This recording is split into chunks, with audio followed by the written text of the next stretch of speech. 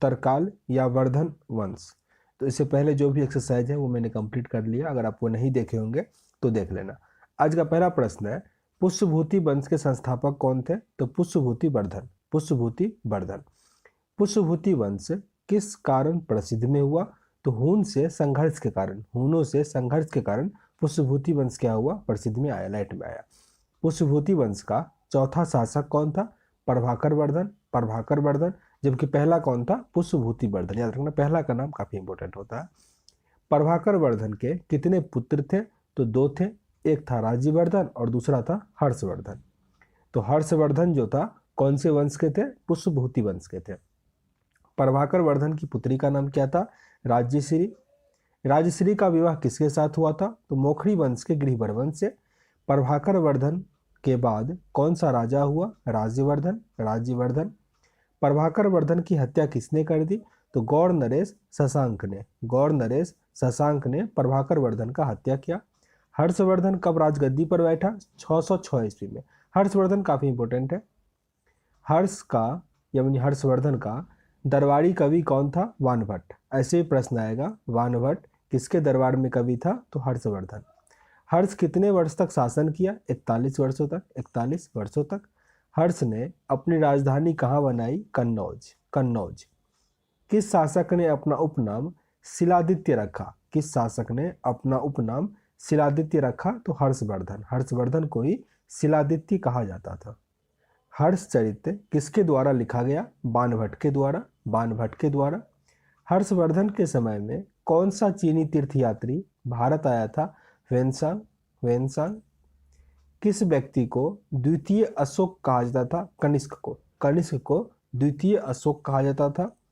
वाकाटक राजवंश के संस्थापक कौन थे? विंध्य शक्ति। विंध्य शक्ति। 630 ईस्वी से 634 ईस्वी के बीच हर्ष और पुलकेशिन के बीच युद्ध किस नदी के तट पर लड़ा गया? नर्मदा। नर्मदा, जिसे पहले रेवा भी कहा जाता था, तो उस नदी के तट पर लड़ा गया था हर्ष और पुलकेशिन बीच के युद्ध।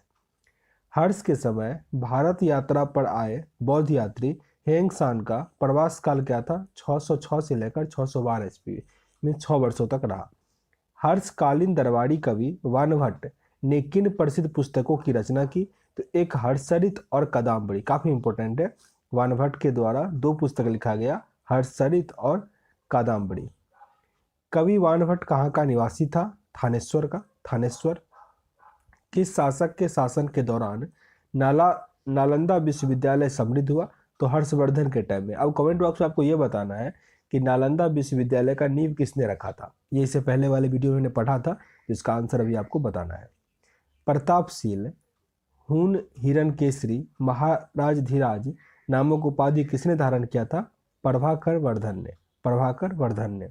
चालुक्य राजा पुलकेशिन द्वितीय को किसने पराजित किया? नरसिम्हन वर्मन प्रथम ने। नरसिम्ह वर्मन प्रथम ने पुलकेशिन द्वितीय को पराजित किया। हर्ष एवं पुलकेशिन द्वितीय के मध्य हुए संघर्ष की जानकारी कहाँ से मिलता है? ऐहोल अभिलेख से। ऐहोल अभिलेख से, इंपॉर्टेंट है, याद रखिएगा। शकलोत्तर पथनाथ किसे कहा जाता है? विनयदित्य और हर्षवर्धन को। विनयदित्य और हर्षवर्धन को शकलोत्तर पथनाथ कहा जाता है। बंगाल का कौन सा शासक हर्ष के समकालीन था? शशांक। शशांक। हर्षवर्धन अपनी धार्मिक सभा कहाँ किया करता था? प्रयाग में। प्रयाग। वर्धन वंश की राजधानी थानेश्वर किस प्रदेश में है? हरियाणा में। हरियाणा में है थानेश्वर। मैखरी शासकों की राजधानी कहाँ थी? कन्नौज। कन्नौज। कन्नौज किस प्रदेश में स्थित है? कन्नौज है वर्तमान में उत्तर प्रदेश में। नागानंद के रचनाकार कौन था? हर्षवर्धन। हर्षवर्धन। आज भी भारत में होंगसेन को याद करने का मुख्य कारण क्या है? सीपुकी की रचना। सीयुकी की रचना उनके द्वारा किया गया था। हर्षवर्धन के विजयी जीवन में एकमात्र पराजय देने वाला पुलकेशिन द्वितीय कहाँ का शासक था? वातापी या वादामी। मीन्स हर्षवर्धन एक ही युद्ध हारा, किससे हारा? पुलकेशिन द्वितीय से। किस चीनी यात्री को वर्तमान शाक्य मुनि एवं यात्रियों ने राजकुमार कहा? ह्वेंसांग को। ह्वेंसांग को। कुंभ मेला को प्रारंभ करने का श्रेय हर्षवर्धन को जाता है। हर्षवर्धन का। किसका कथन है? भारत के लोग गर्म मिजाज के हैं, उन्हें जल्दी गुस्सा आता है। परंतु ईमानदार है। ये कहा गया था हुन सेन के द्वारा। गुप्त काल के सर्वाधिक लोकप्रिय देवता कौन थे? विष्णु। सारनाथ के धम्मरेखा स्तूप का निर्माण किस काल में हुआ था? तो गुप्त काल में हुआ था। गुप्त काल में घंटी तुला या तुला यंत्र का प्रयोग होता था खेत की सिंचाई में। हर्ष के काल में भू राजस्व की सीमा क्या थी? मीन्स उसमें था कि 6 कट्ठा होगा तो 1 कट्ठा का दिया जाएगा, मीन्स 1/6 से लेकर 1/10 तक दिया जाना था। तो ये टोटल आपका था हर्षवर्धन का जो काल था वो खत्म हुआ। इसके बाद हम राजपूत वंश या उत्तर भारत का जो भी वंश है, बहुत अधिक वंश है, और फिर होगा दक्षिण भारत का वंश, और फिर आपका ये लगभग हिस्ट्री कंप्लीट हो जाएगा। तो उम्मीद करते हैं अभी यहाँ से कुछ सीखने का मौका मिला होगा। नेक्स्ट वीडियो में इसे आगे पढ़ेंगे। सेशन अगर अच्छा लगा हो तो लाइक करना।